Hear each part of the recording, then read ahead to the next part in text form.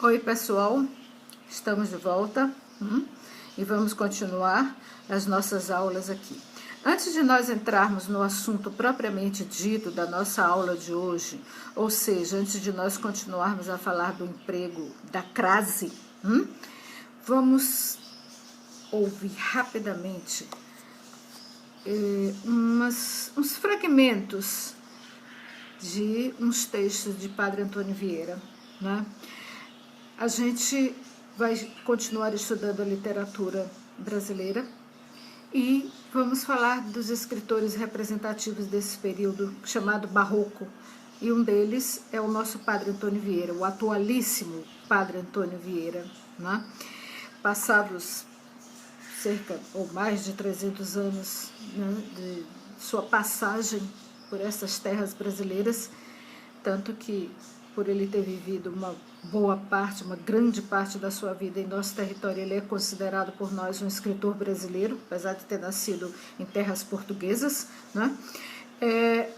Os seus textos continuam dizendo muito a respeito de tudo que se vive, né, nesse nosso mundo, mesmo hoje.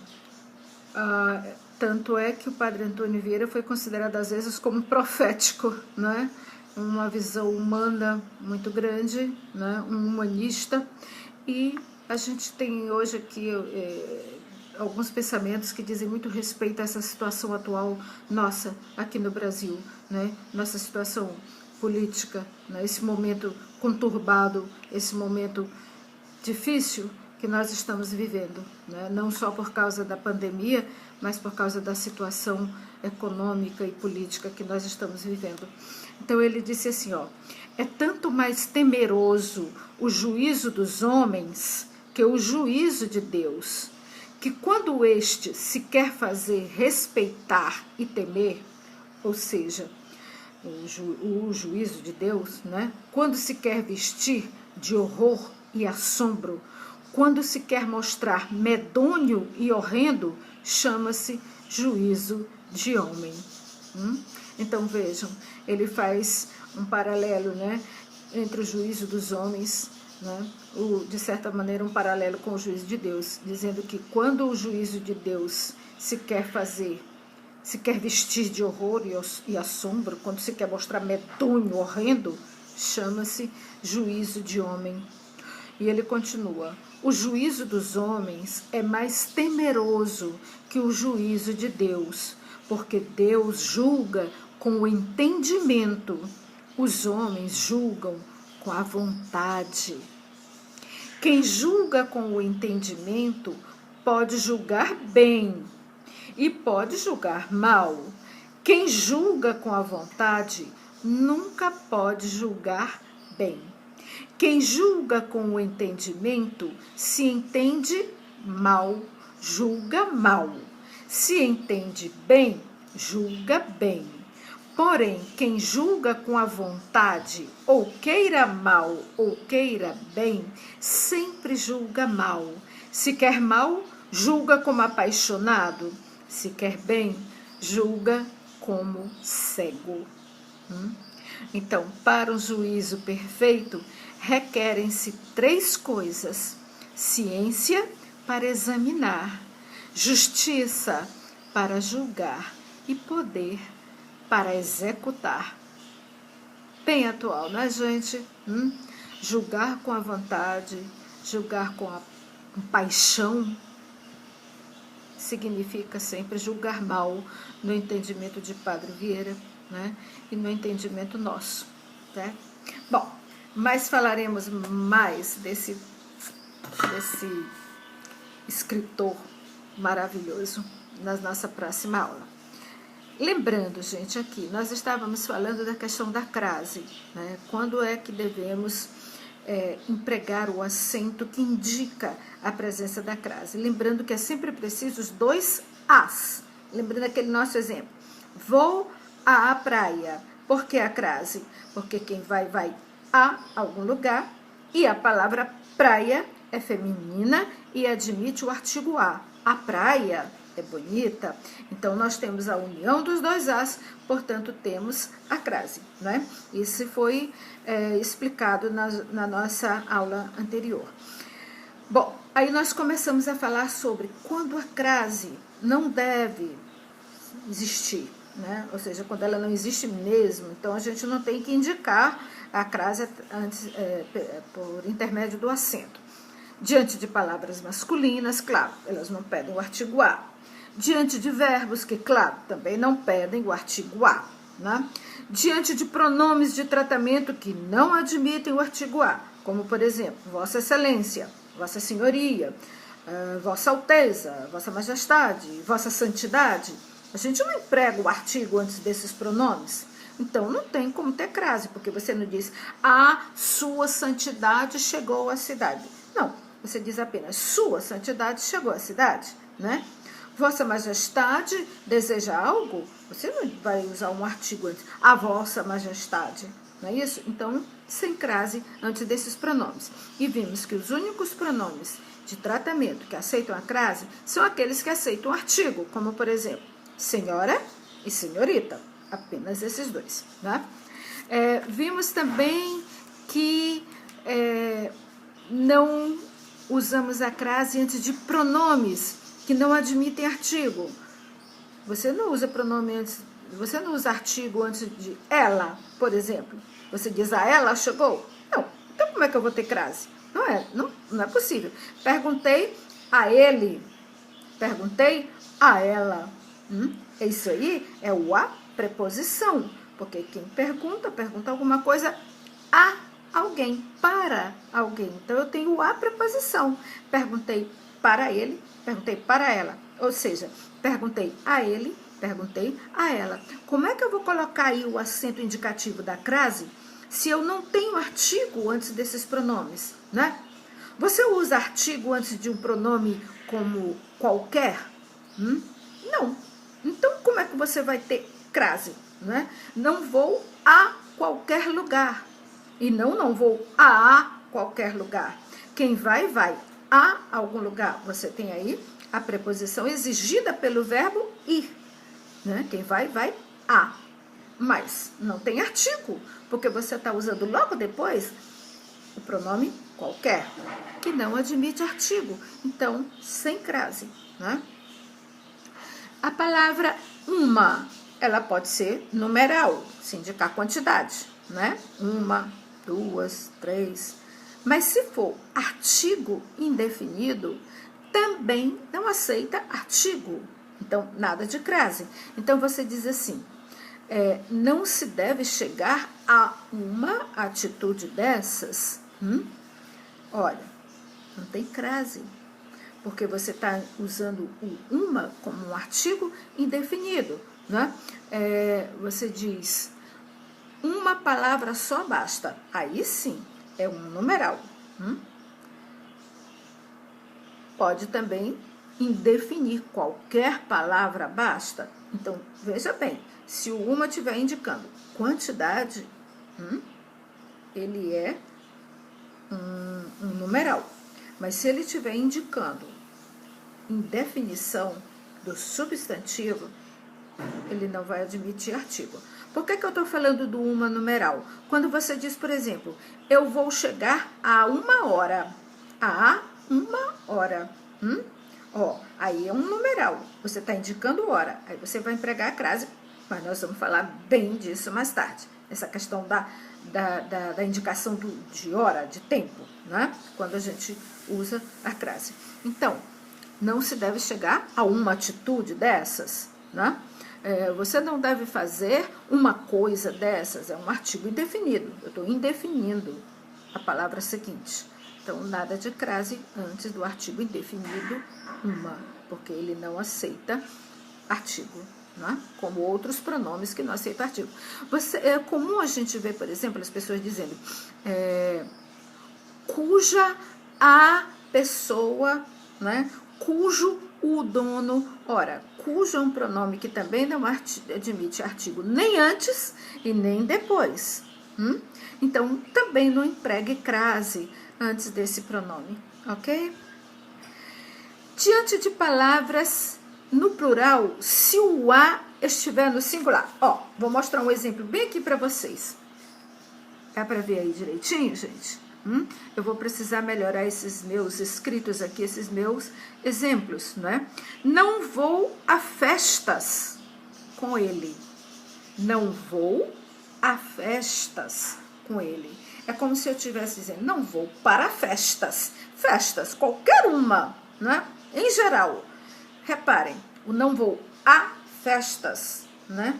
Esse a está no singular. Ora, ele está no singular e a palavra festas, ó, ele está no singular e a palavra festas está no plural. Isso significa o quê? Que esse a aqui é só o artigo, desculpem, é só a preposição do verbo ir. Porque se a palavra festas está no plural e o a está no singular, significa que está faltando o artigo do substantivo festas. Só está presente aqui a preposição do verbo ir. Vou a. Ficou claro? Ó, se eu tenho um a no singular antes de uma palavra feminina no plural, eu não vou colocar o acento indicativo de crase aqui, porque só está presente a preposição. Porque se o substantivo, que é feminino, ele está no plural e o a está no singular, significa que só tem o a preposição, não tem o a artigo. Porque senão estaria escrito, não vou às festas, no plural, às festas, certo? Às vezes a gente diz assim, eu não me refiro a pessoas, a pessoas desse tipo. Não me refiro a pessoas assim. Ora, quem se refere a. Eu tenho a preposição.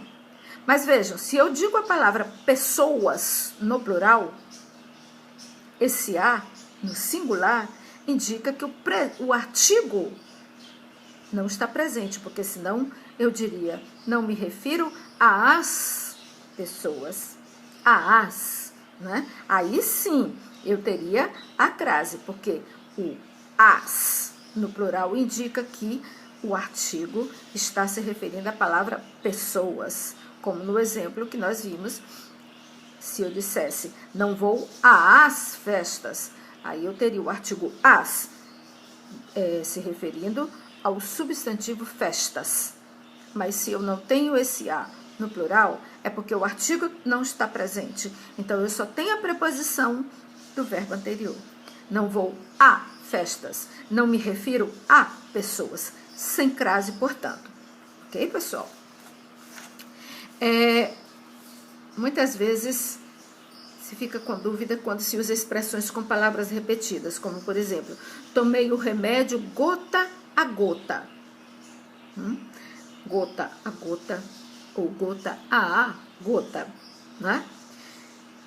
Fiquei frente a frente com o perigo.